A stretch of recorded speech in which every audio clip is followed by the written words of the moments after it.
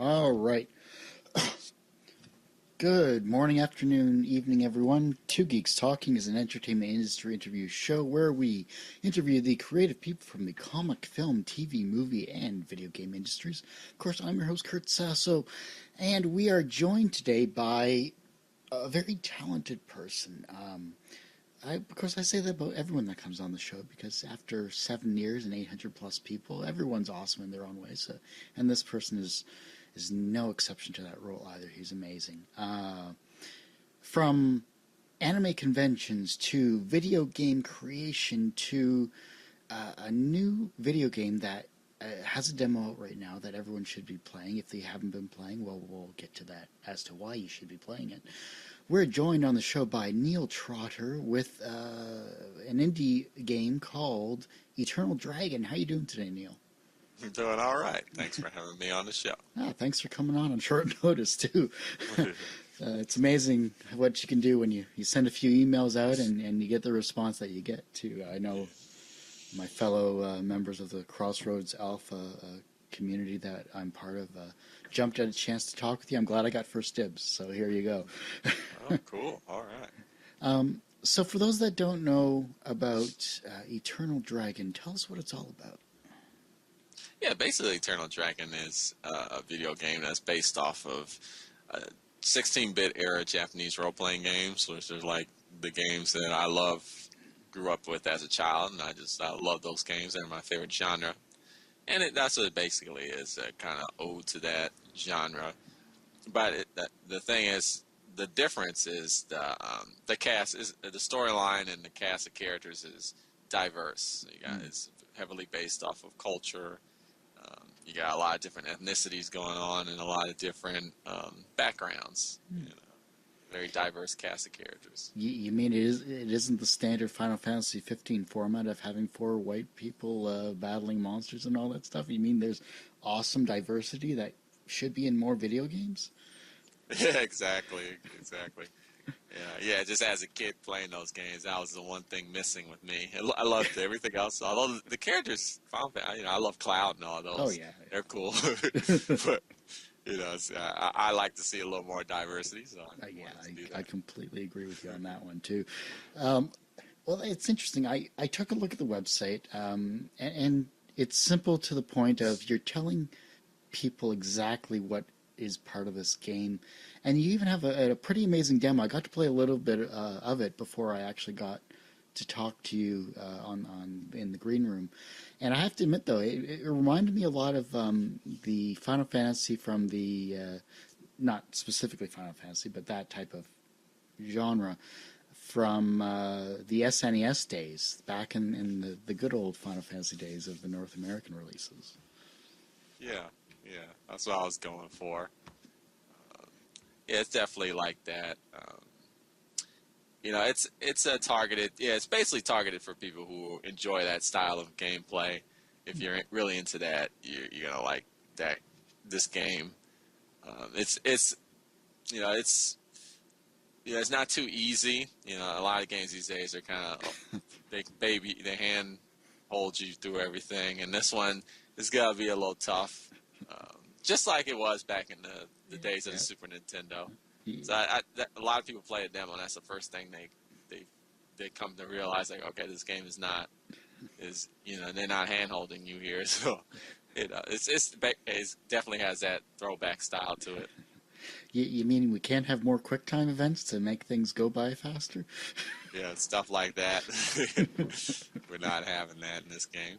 The one thing I found interesting about this particular game was the damage coefficient that you're using for the characters versus the enemies.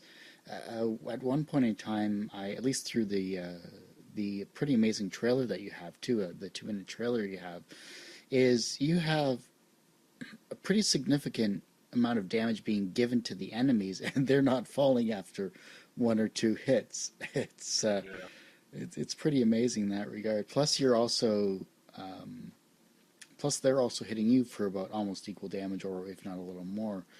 Do you find games these days are are pretty much, if you're power leveling your characters, that as soon as you get to a certain point, you can just blow through the game. Have you found a way to combat that in your game? No, I mean, really, what I was trying to do was, the battle system itself is based off of Dragon Quest, Oh yeah. which is that same style. And I remember as a little kid playing that game, and the very first Dragon Quest is one on one, and each time you would face an opponent, I would be intimidated first time. It would be like, okay, who's this guy? And the first time you meet somebody, they would slaughter you pretty much. So I was trying to, with that whole coefficient and damage thing, trying to bring that back where it's like when you meet somebody for the first time, you like, okay, this guy's dealing a lot of damage. Being kind of intimidated. A lot of the RPGs now, there's all these bad guys, and it's like you're not really intimidated anymore. You just meet these. It's just the next person to destroy, the next person to kill. I wanted to give players that factor of, like, wow, this guy's really hard. In terms of power leveling, no, I actually enjoy that. Dragon Quest was definitely a huge game where you're doing that all the time. Mm. So the idea is once you level up and then you kill you're able to breathe through the bad guy that you were originally first scared of. I find that very rewarding, that experience where it's like, at first this guy was almost impossible to beat, but now I can, through a lot of effort, I can now just blow this person away. I personally enjoy that. So what has been actually, let's start in terms of your company. What is your company name? I should have asked this earlier. It's called Game Zone Recreation. Mm-hmm. And what exactly is it? Is it for-profit, not-for-profit?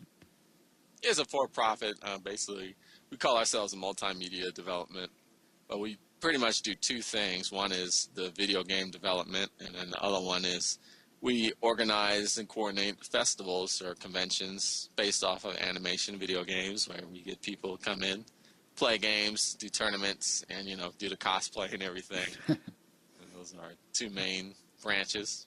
Cool. Good stuff. So when it comes to a game like this, though, the demo is fun. I mean, the demo's hard, challenging. It's fun. It's one thing that I found interesting is the art style is actually is pretty unique in that regard. It's almost like a mix between Western and Eastern styles of artwork. Was that a choice in terms of your creation? Yeah, that was cool. I just am lucky enough. I'm working with multiple artists, Oh, good. and they all got their own style. And rather than try and get them to consolidate and make one style, I like the various different styles. I also read a lot of comic books, and a lot of comic books they'll do that too. Like in mid comic book, they'll have different artists, and it's the same storyline. I like that type of thing. That it's the same characters, same storyline, but the art is just different. I like that juxtaposition. It also kind of caters to the whole diverse theme that I got going on. So it's pretty cool, I think. That's awesome. That's really good. So what has been the fan reactions for this particular game? Have you showed this at anime conventions or what about comments or all that stuff? Sorry.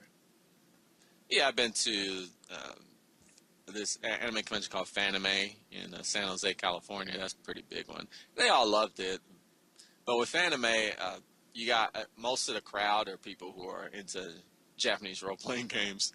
So, I found that the demographic was kind of skewed up already. But they loved it there. But, that's my target demographic. I also demoed this at the Game Developers Conference in San Francisco. Oh, awesome.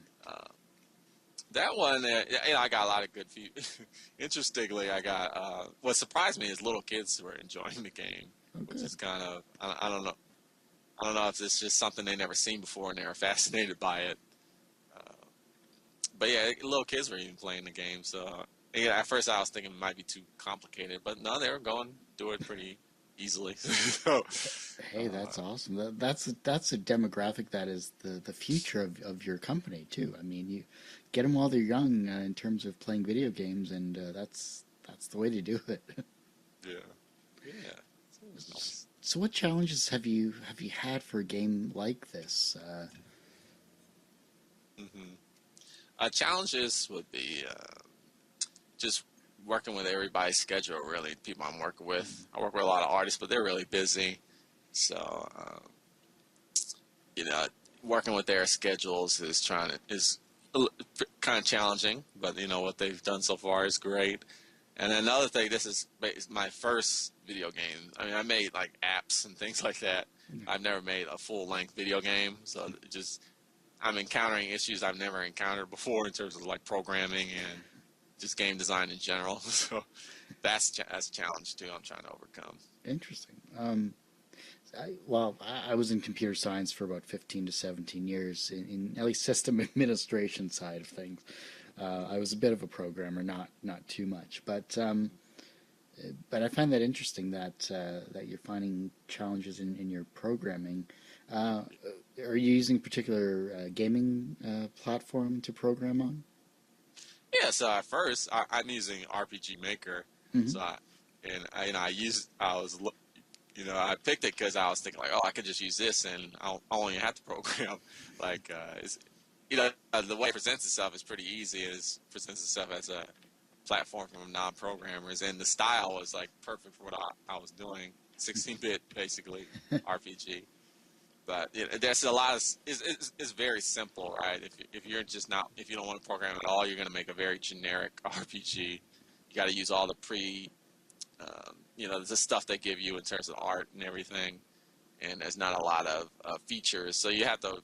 They give you the source code, which is Ruby, the programming language, and then you can go in and make your own thing. For example, I have like a thief class, and a common skill is stealing items from bad guys. They don't have that feature in RPG Maker, so I had to program that all in. And so then I had to learn a little bit how Ruby works and things like that. And it took a while. So I'm just putting in a lot of. The other thing is like you can only have 4 characters in your party, and that's like so if you want to have more, you have to program it in. So it's just a lot of add-on stuff that I have to do. Now, one big thing about RPGs, obviously, I love RPGs. I'm a big RPG player, like Skyrim and Final Fantasy, obviously 7, 8 for me. 13, I still have to play the third game, but I'm kind of holding off on that because of a timer. Literally, a timer in an RPG game. That's the stupidest thing I've ever heard. But yeah. please tell me there's no timer in your video game. No, I don't like being. Yeah, I'm against that too. Yeah, I like taking things slow. Exactly. Take your time with the RPG. Yeah. So, in this type of RPG, then, how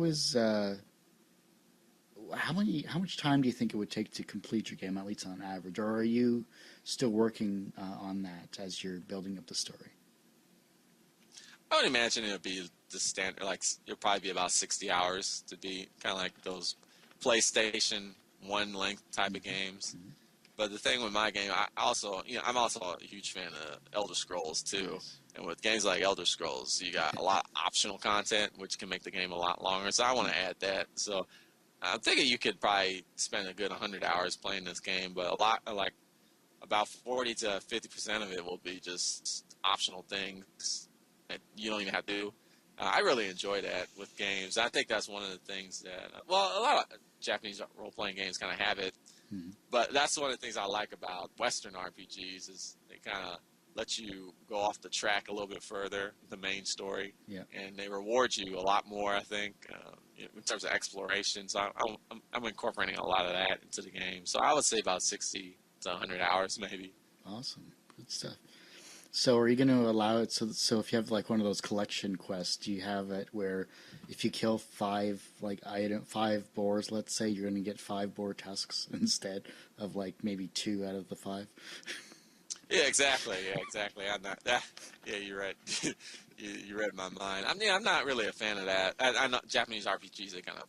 They do that a lot, where it's like, there's a 1 out of 10 chance of getting an item. But I feel like you said, all boars have tusks. You should be like kill one. You should have.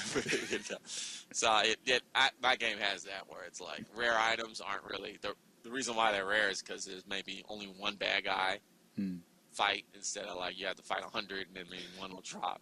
So it's kind of more of that along those lines. Oh, good stuff.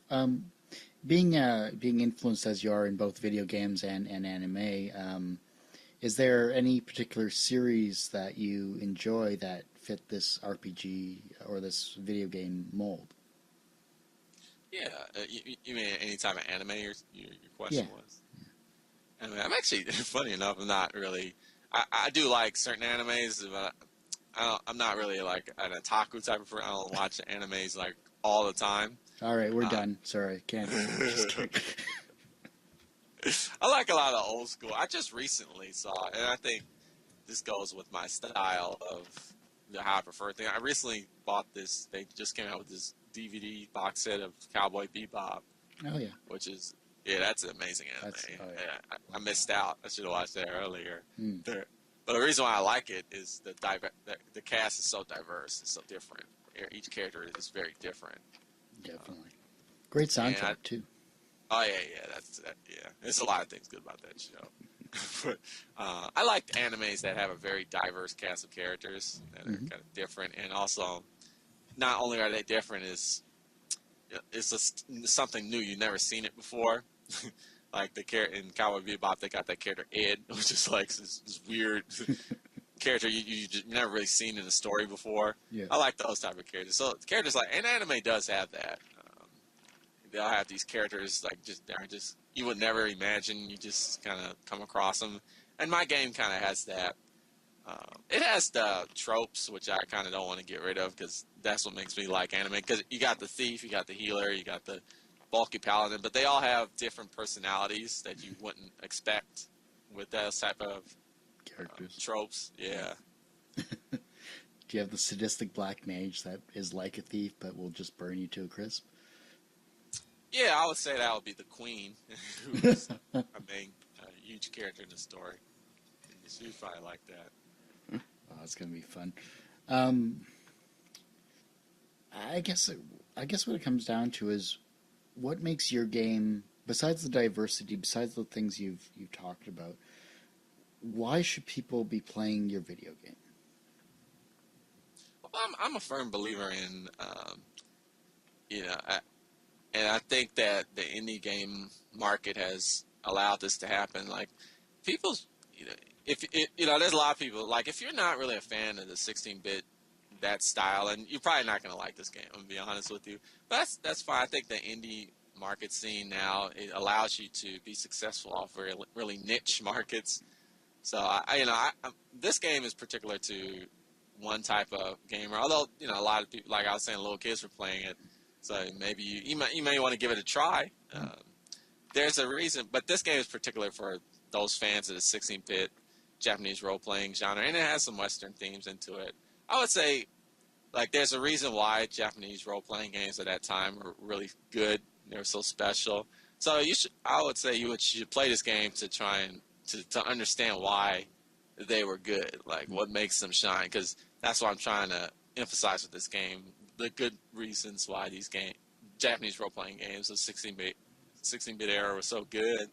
And that might not be your thing. You might be like, yeah, not my thing. That's cool. So whatever, that's what the demo's for. But, give it a chance. You might like it. But I feel that if you're like a fan of that genre, that time era, you're going to love this game. Nice. That's good stuff.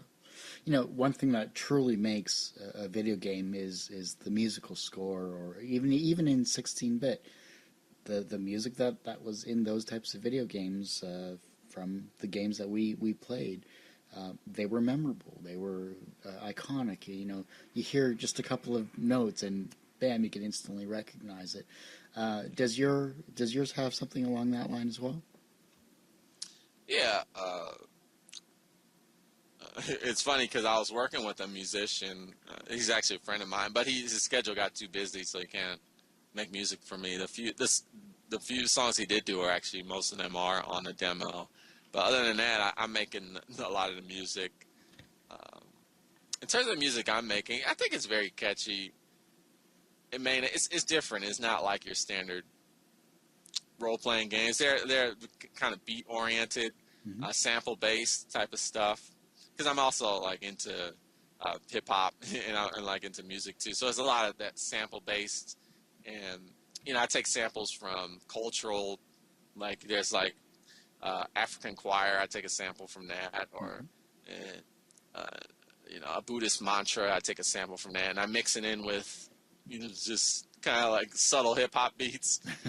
It's so I think you're gonna find some catchy tunes in this one. It's gonna be Awesome. different, but I think it is gonna be catchy.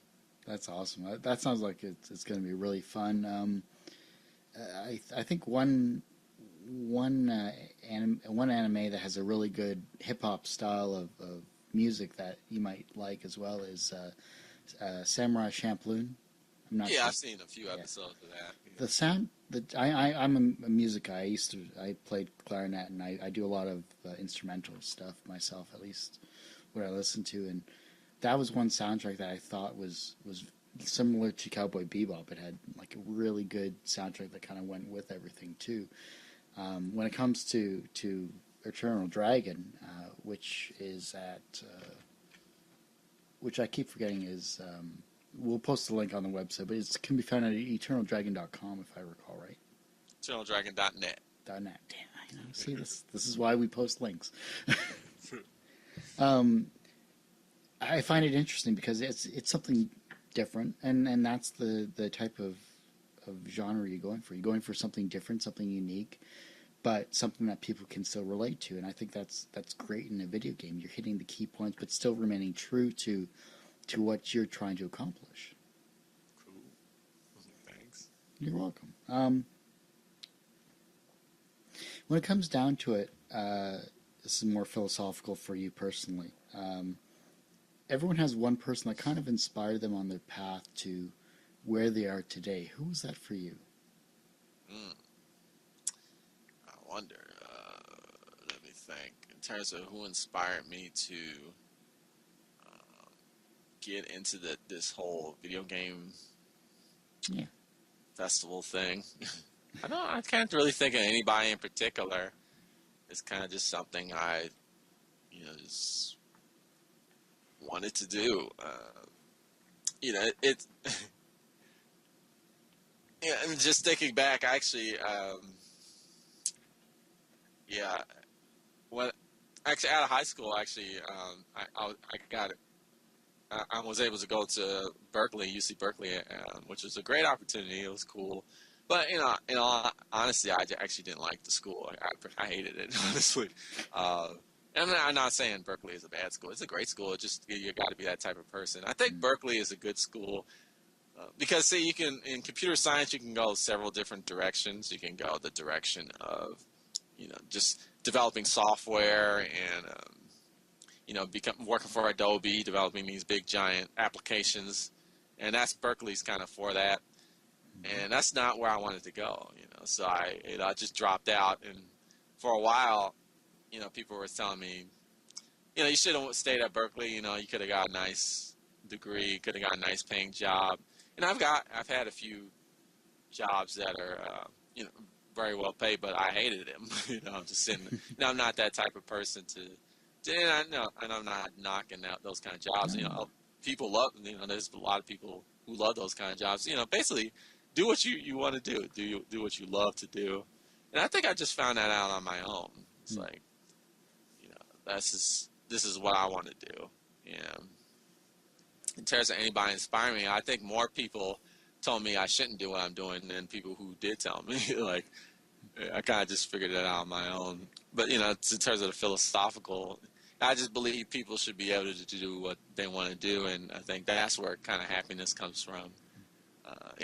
I'm more happy now developing this game, even though currently I'm not making that much money. I'm making, enough to go by. Mm-hmm. But that was a lot better than, I was making a good amount of money, but just doing what I hated. So It's interesting. I'm currently in university right now, doing visual arts, communication, media, and film.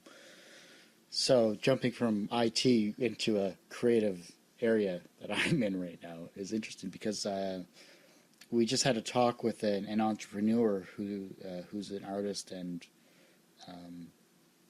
she was an entrepreneur as well. She owned vintage clothing stores up in Toronto, among other things. But she had the same mindset. School wasn't for her, for the most part, and she was always trying to find something to keep her focused on things that she loved and enjoyed. So it's great that you're doing that for yourself, and and you're not stuck with dealing with school, because I'm having fun with that. Okay. Seeing that you've had professional success, making your own business and everything along that line, do you consider yourself personally successful? Personally successful. Let's see. Let's think about that. I think I'm happy with what I'm doing. I don't know if I'm personally successful yet. I would say I need to, like, the things I want to achieve. Like, I definitely need to continue. I need to see this video game to the end. That's for sure. Once that's done, then maybe I'll consider that being a success personally.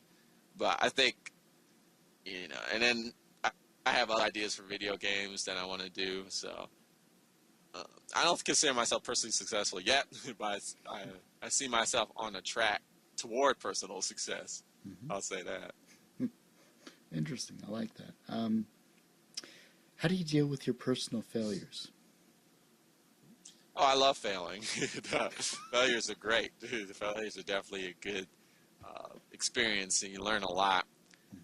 Just a good example of a failure I experienced was in 2013. We did our anime convention, KyobiCon, and we did it in this hotel, this Hilton hotel, and we spent a lot of money doing it, and the attendance didn't add up. There's a lot of events going at the same time, and people was, and then I talked to a lot of people later there saying, well, there was these string of events, and I had to make a decision which one I wanted to go to, so I decided that was the one, and it wasn't ours.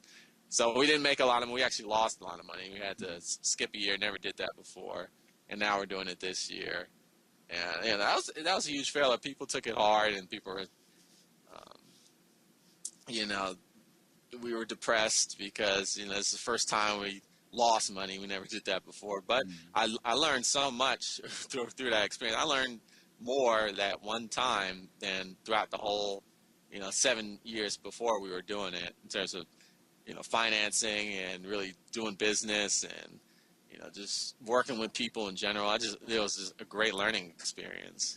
So failure is a great opportunity to learn and get better. I mean, at the same time, you don't want to fail constantly, right? But you do want to, you're gonna fail every so often, and if you're not doing that, something is wrong. I think you need to just, when you do fail, I say consider that as an opportunity to learn. So I enjoy failing. I like that. That's good. Well, let's talk about your anime conventions that you go to / do.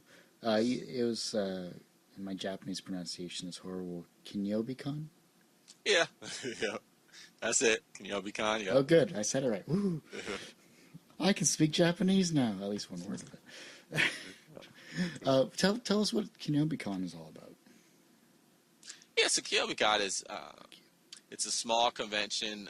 Even though the goal is, no matter how big or how however big we get, it doesn't matter. You're gonna always go there, and you're gonna have this small convention mentality. There's conventions like Fanime in California, which is one of the biggest anime conventions. And, they do their own thing, and they're really good at what they do, constantly growing, getting more attendance every year. But, it's just that feeling of, it's too big. Like, I don't know who's running it, really. It's so many departments, and nobody really knows which department is which. And, and it's good I mean, there's a lot of things happening at the same time, and it's good in that way. Our KinobiCon is more just you know everybody who runs it, you know all our staff.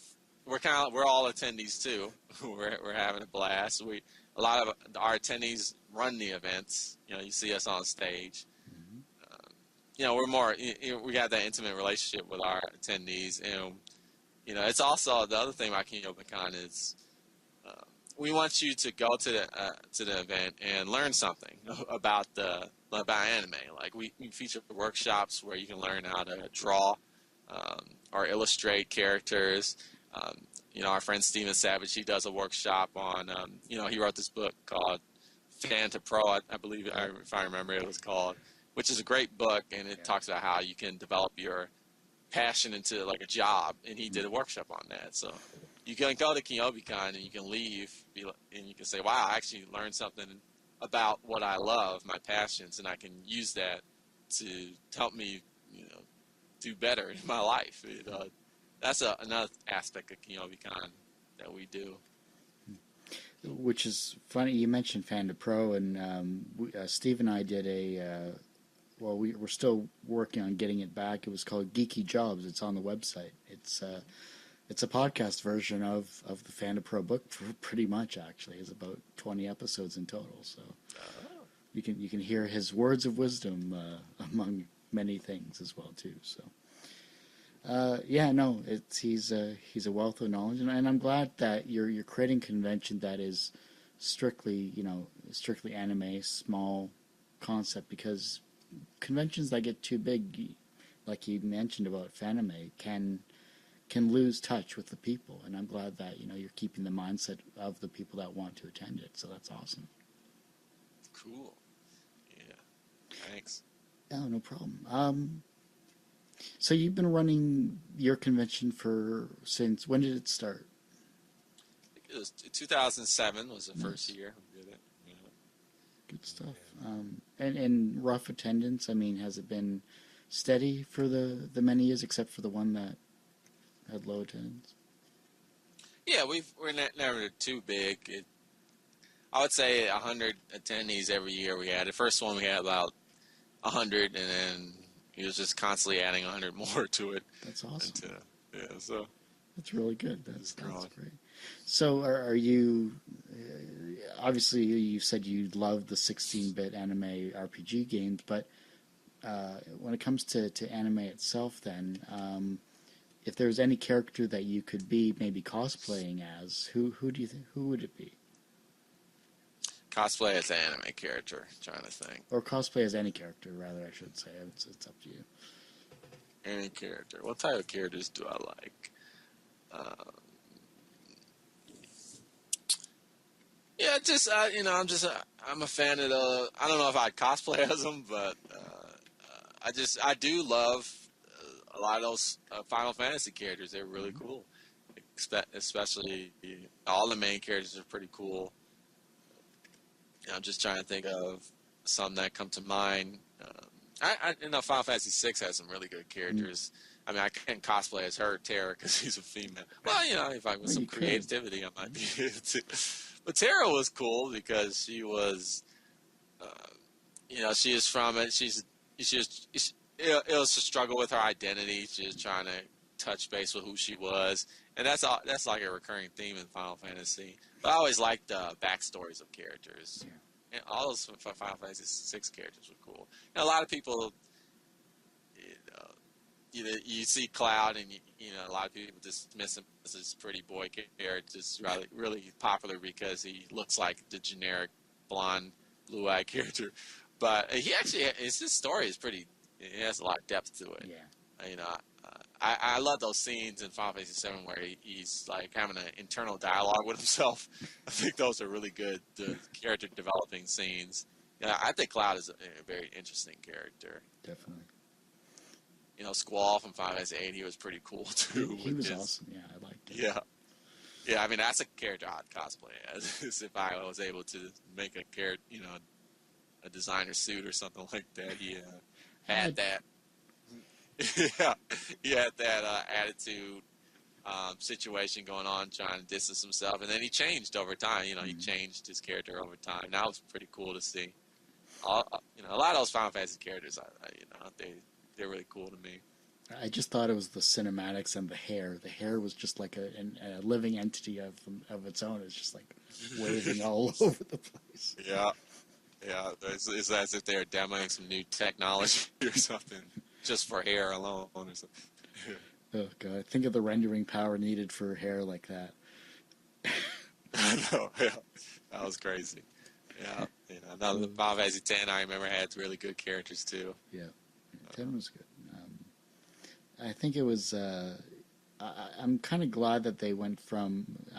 We're diverging, but it still works. But when it came to Final Fantasy 13, finally having a female character as a lead character and not one that would be killed by Sephiroth. Yeah, yeah. That was my initial. When I first saw Final Fantasy 13, that was one of the cool things. I saw like, ooh, a female character, an African American character was it. This is pretty cool. But my personal opinion, that game had kind of the characters' backstories weren't as strong Yeah. as were weak, which was disappointing because initially, like female, African American, it's looking good, but then there's not that much depth. I thought. Yeah. Well, the combat system. Well, the story itself was the overall story was good, but you're right. The character stories could be fleshed out a little more. It shouldn't have taken 3 games to physically do that.